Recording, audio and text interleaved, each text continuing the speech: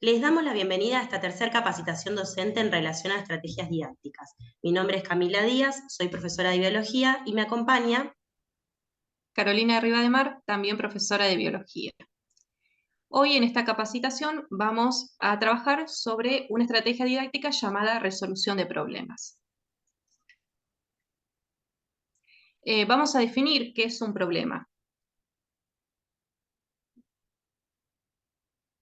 Y un problema se lo define, según el autor llamado Perales Palacio, dice que un problema es una situación incierta que provoca en quien la padece una conducta, resolución del problema, tendente a hallar una solución, resultado esperado, y reducir de esta forma la tensión inherente a dicha incertidumbre. ¿Qué significa esto?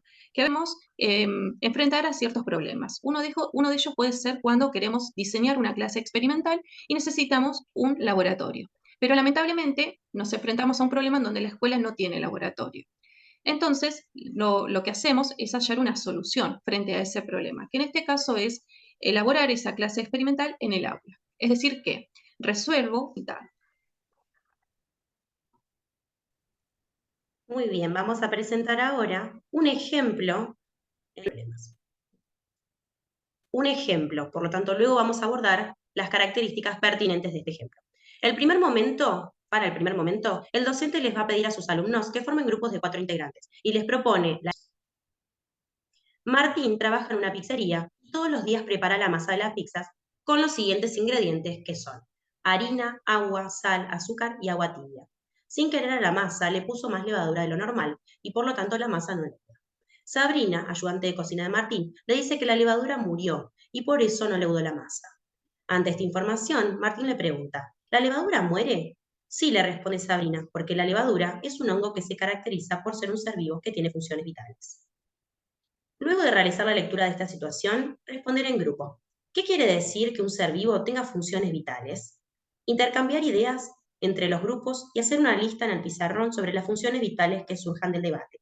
Proponemos luego entonces de trabajar la situación problemática que se debata en relación a qué entendieron ellos en relación a las funciones vitales que tiene un ser vivo.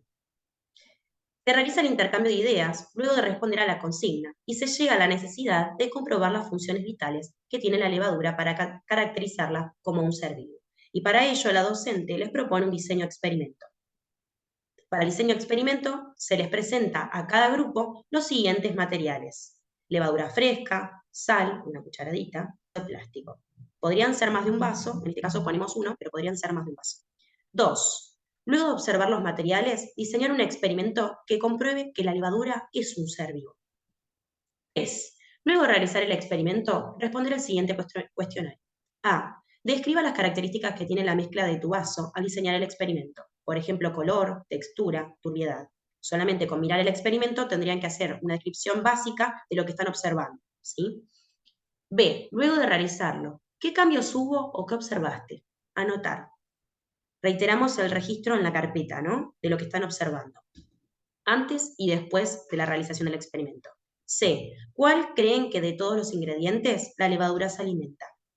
D. En la lista de materiales, se recomienda una cucharadita de sal y azúcar, tamaño T. ¿Qué pasaría si se agregara más de lo pedido al vaso? Elaborar el experimento y luego responder. Por esto mismo decíamos de tener varios vasos, ¿no?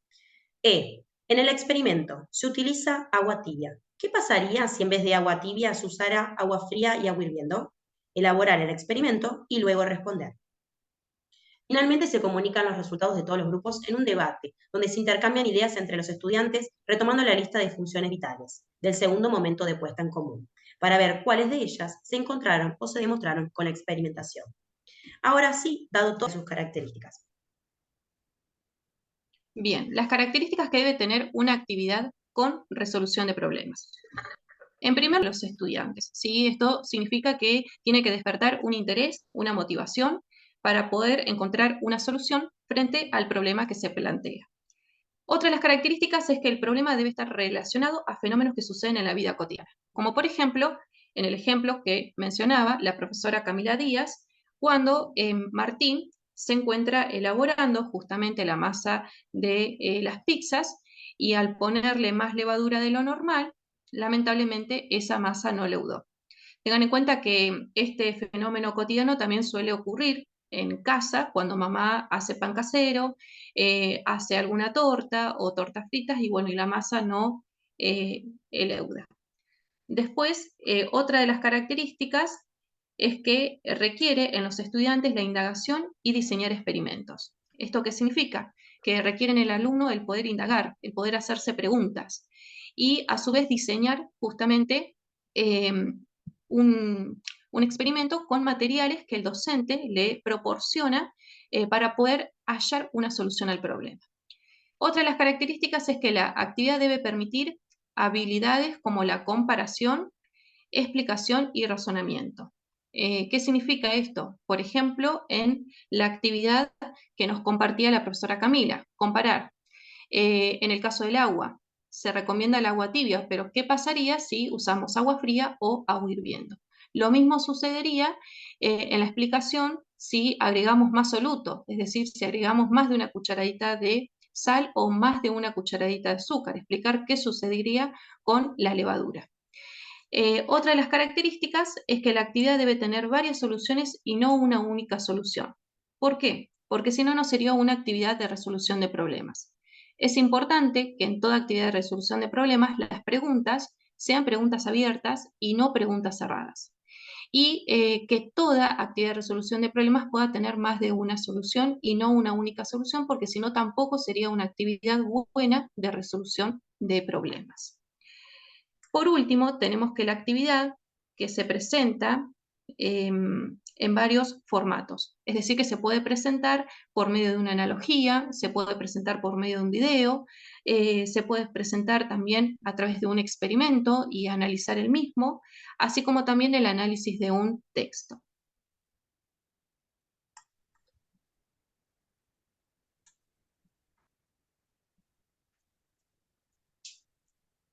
Estrategias didácticas sobre resolución de problemas.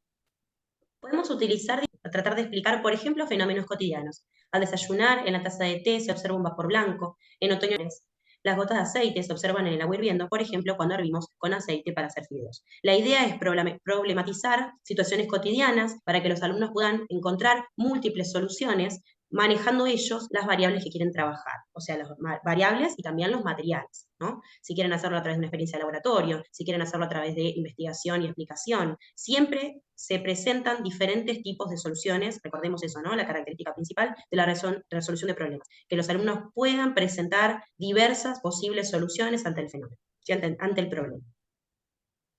Otra de las estrategias para trabajar resolución de problemas es explicar un fenómeno histórico, en este caso elaborada en una planta, en donde se puede trabajar, por ejemplo, por un lado, en qué órganos de la planta se puede elaborar estos dos tipos de savia, ya que cuando miramos una planta observamos todos sus órganos y cada órgano cumple una función distinta. Poder relacionar también este fenómeno histórico con otros conceptos relacionados, por ejemplo, a la fotosíntesis, y poder justamente diseñar algún experimento que implique justamente una situación problemática para poder comprender justamente lo que es la elaboración de este fenómeno histórico, que es la savia bruta y la savia elaborada en las plantas. Explicar una analogía que se usa en la vida cotidiana.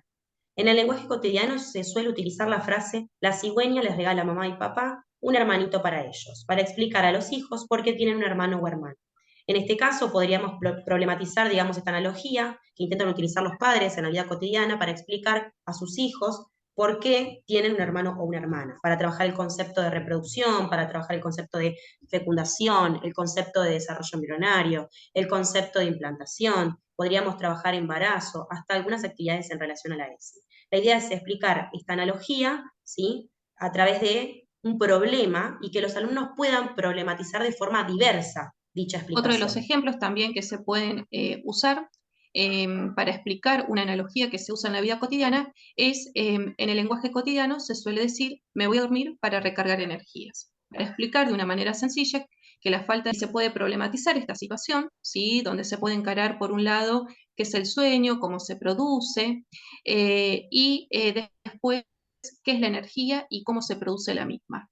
Hay que tener en cuenta que la energía, o sea, no es la que permite justamente recargar el dormir, o sea, el dormir a lo que voy no es que permite recargar energías, sino que la energía se obtiene a través de los alimentos que nosotros consumimos. Entonces, a medida que nosotros consumimos alimento, siempre vamos a tener energía en nuestro cuerpo y vamos a poder desarrollar todas nuestras funciones vitales.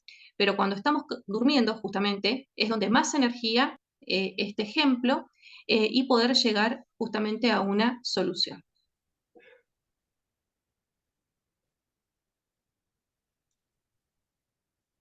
Muy bien, vamos entonces a realizar la actividad número 4, que se encuentra en nuestra plataforma educativa audiovisual, biocontenido, y en nuestro canal de YouTube para suscribirse. Recuerden que una vez realizada la actividad número 4, como ya tuvimos diversas capacitaciones, deben entregarla en el mail de contacto que se encuentra en la plataforma audiovisual educativa, en la solapa actividades y contacto a través de nuestro mail. Van a recibir las correcciones pertinentes y van a poder socializarlas a través de un Padlet, que también se encuentra en nuestra plataforma educativa audiovisual en la solapa materiales didácticos. Así que los invitamos a seguir trabajando en función a las capacitaciones y las estrategias didácticas de forma individual y grupal y socializando sus trabajos que bastante enriquecedores son. Les mandamos un beso grande, mucha suerte y a seguir avanzando en la capacitación.